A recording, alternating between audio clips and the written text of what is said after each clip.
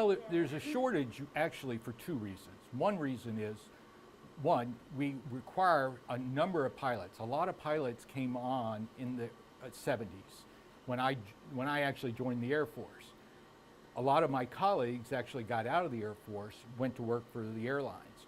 Well, there's a mandatory retirement for pilots. Plus, pilots get, I mean, it's a lot of fun, but you do want to retire at some point. And so a large number of that group of pilots are retiring.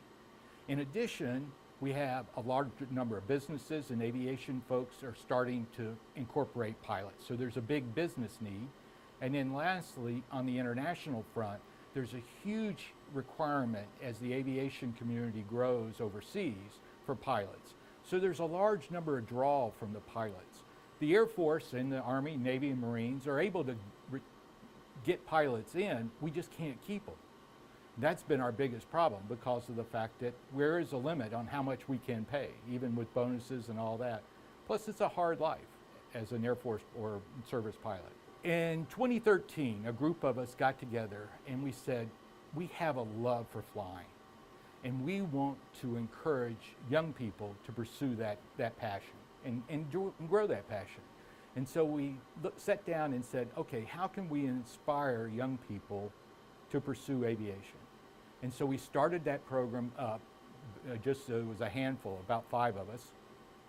And we said, okay, how would we do it? And we initially worked with Butler High School, Major Lacey, who I think you met, and we sat down and started the program going. After the year, we got together both with Major Lacey and with our group and said, okay, how's it going?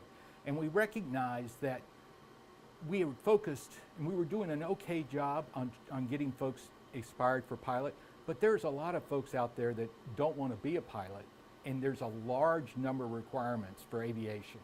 And so we said, okay, let's take it through a track system, much like what the Air Force is doing. And the idea was that everyone that works in the aviation career field needs some basic understanding.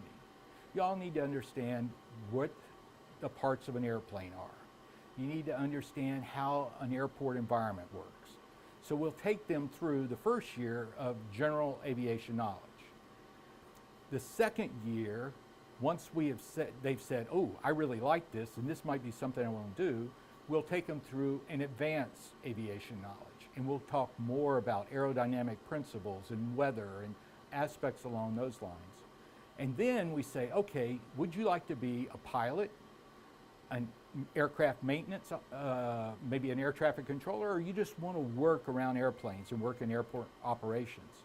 And so the whole idea was then we could design specific tracks and specific courses that would focus more on that aspect.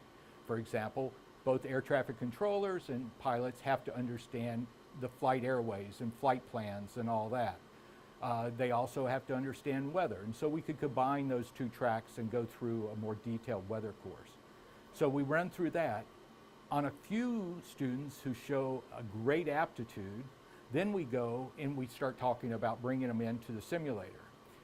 Through the simulator training, it works out great because of the fact that it's a whole lot cheaper to train them on this bird than to take them out there. If you have a problem out there, then we've got a problem. And here, we either hit reset or I hit freeze, we correct the problem, and then we start over again. And so it works out a lot better. No barreling out of the sky. No, that's for sure. And for an instructor, it makes it a whole lot less concerning because I can let you go beyond my comfort zone.